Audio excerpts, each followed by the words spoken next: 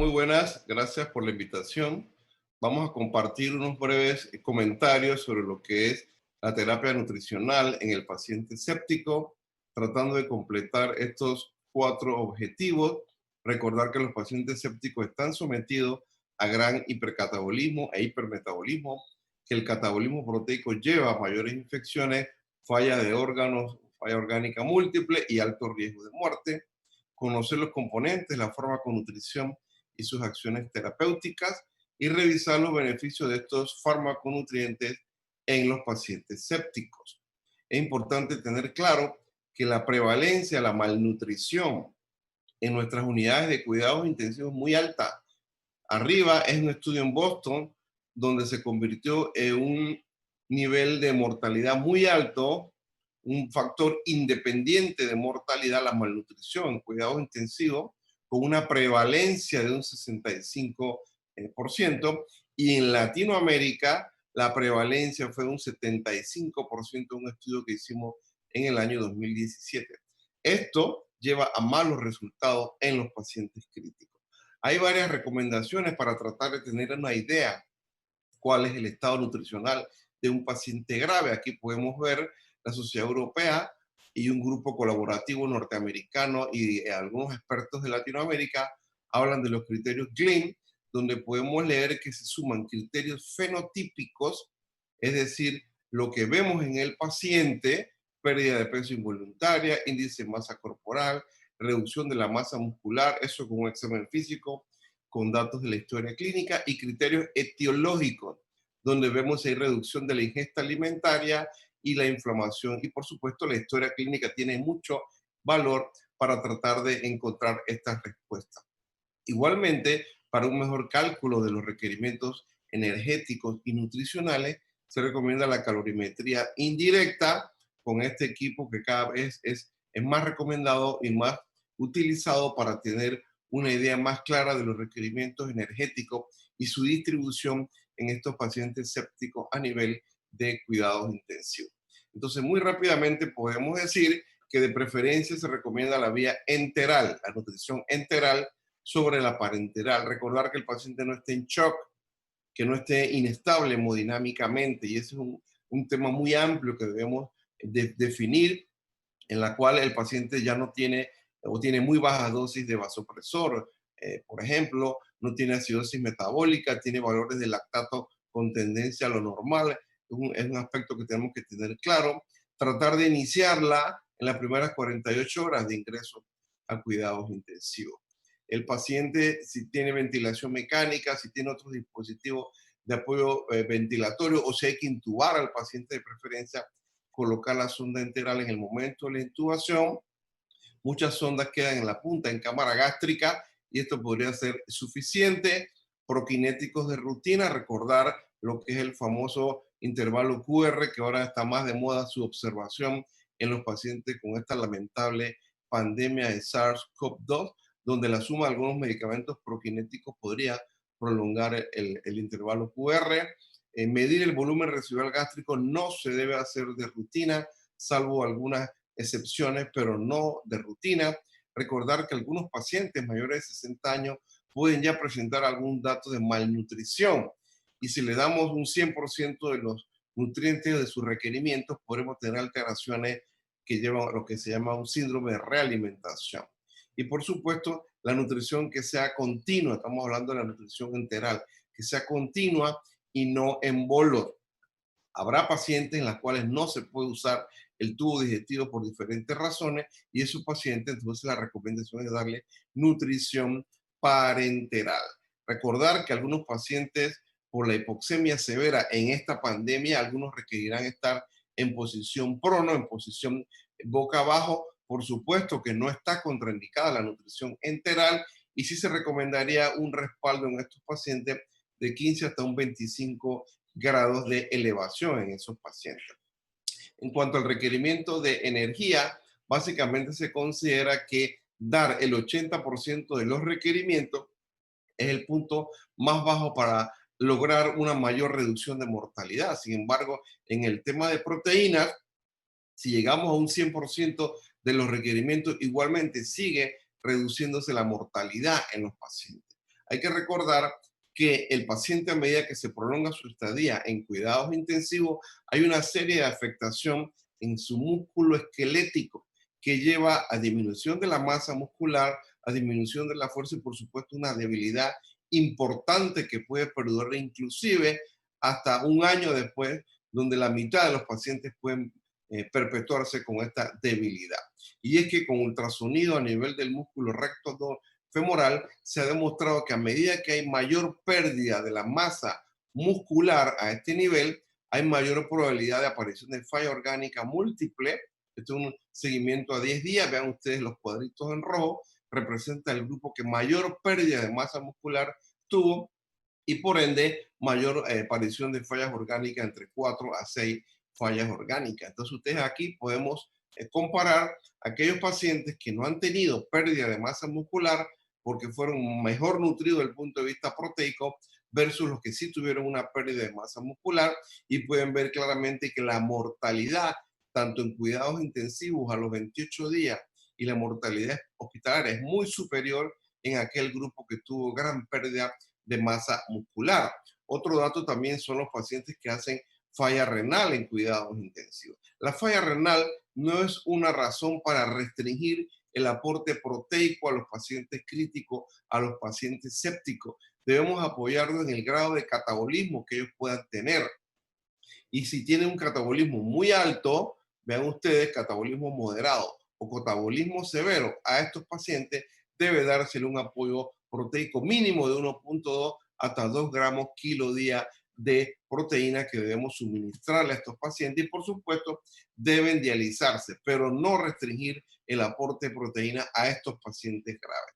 Vamos a hablar ahora rápidamente de los farmaconutrientes, empezando por la glutamina, que es el más abundante aminoácido en el cuerpo, sintetizado en el músculo y en el hígado, y es el principal combustible de las células que tienen rápida proliferación, como los enterocitos, como los hepatocitos y por supuesto todas las células del sistema inmune, y sus niveles hay que tener claro que se depletan en situaciones de catabolismo, en situaciones de estrés, como es los pacientes sépticos.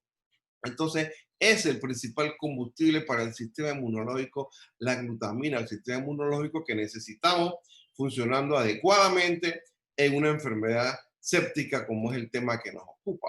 En esta gráfica podemos ver las flechas en celeste son los órganos que llevan o que producen glutamina para ser utilizados a nivel del tubo digestivo, a nivel hepático y a nivel del sistema inmunológico.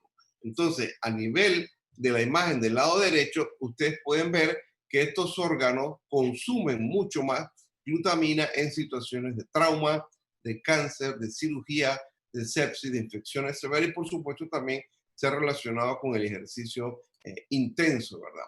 Entonces, en catabolismo severo, en pacientes sépticos, se utiliza mucho la glutamina obtenida del músculo esquelético y en menor porcentaje a nivel pulmonar, para satisfacer las demandas, repito, del sistema inmunológico, a nivel del sistema urinario, a nivel del riñón precisamente, y a nivel del tubo digestivo, y en menor proporción a nivel hepático. Y podemos suplementarla de forma enteral, de forma parenteral, para aumentar los niveles a nivel plasmático y lograr las funciones de demanda en los diferentes órganos que hemos mencionado. Entonces, hay una lista de beneficios enumerados en esta diapositiva, apoyados en múltiples publicaciones, de la ventaja que tiene utilizar glutamina o aportar glutamina en pacientes críticos sépticos.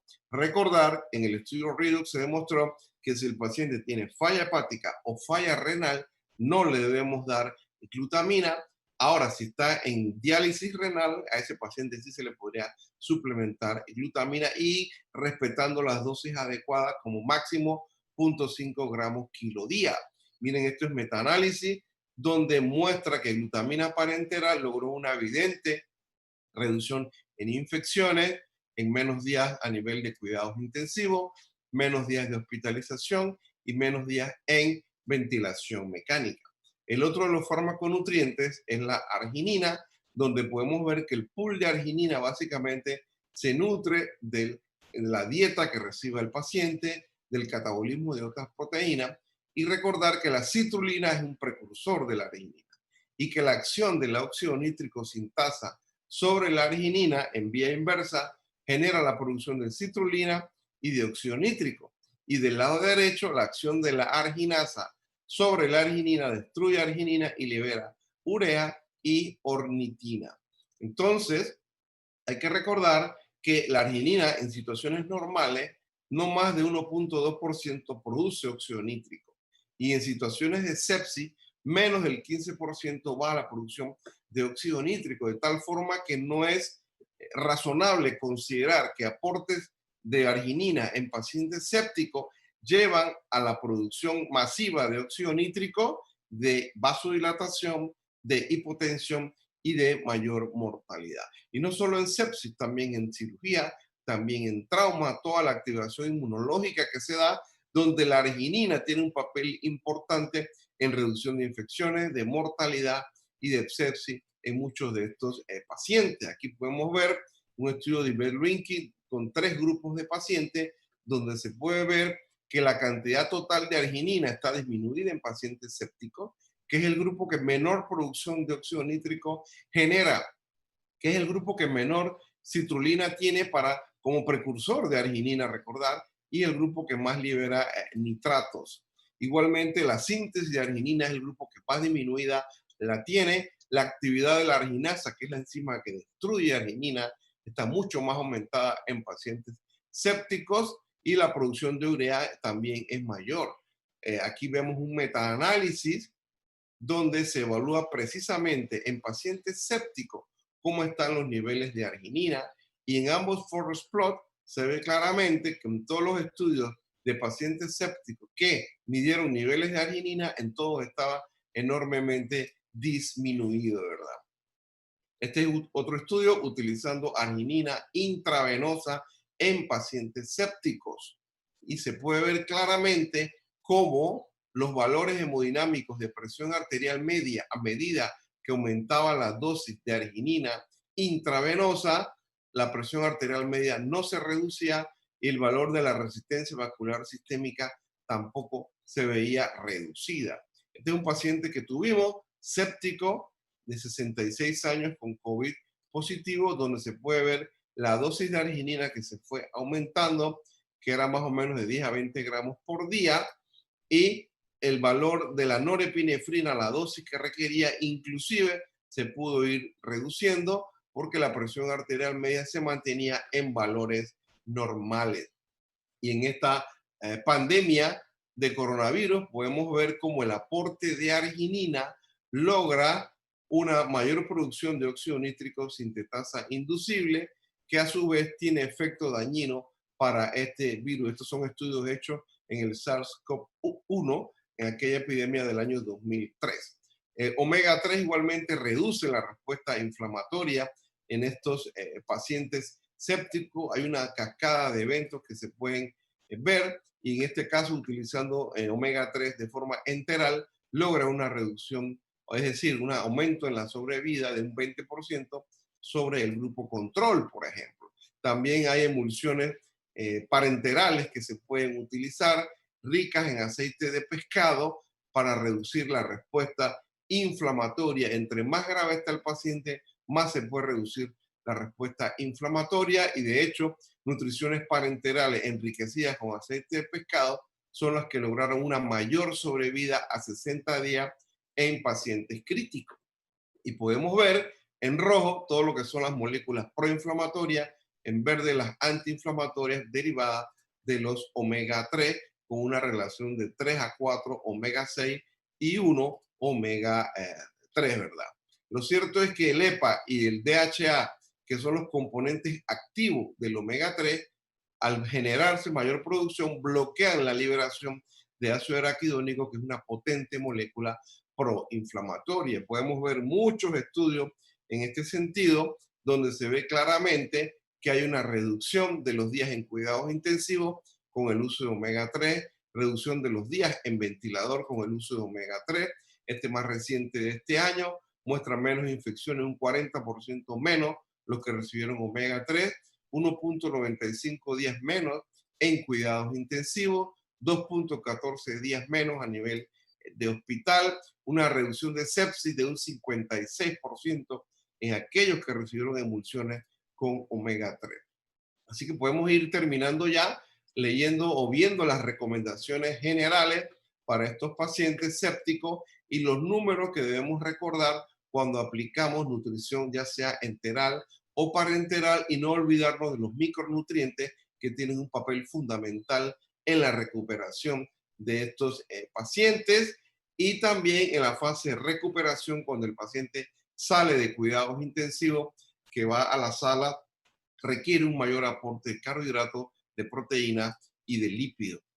Terminamos entonces diciendo que el paciente séptico mantiene un estado hipercatabólico que demanda óptimo aporte proteico y calórico, que lo ideal es iniciar las primeras 48 horas una vez estable hemodinámicamente. Múltiples publicaciones afirman el beneficio de la farmaconutrición en estos pacientes, como es la reducción de infecciones, de días en ventilador, menos días en UCI, menos días en hospital, menos costo y al final menos mortalidad. Muchas gracias. Afirman el beneficio de la farmaconutrición en estos pacientes, como es la reducción de infecciones, de días en ventilador, menos días en UCI, menos días en hospital, menos costo y al final menos mortalidad. Muchas gracias.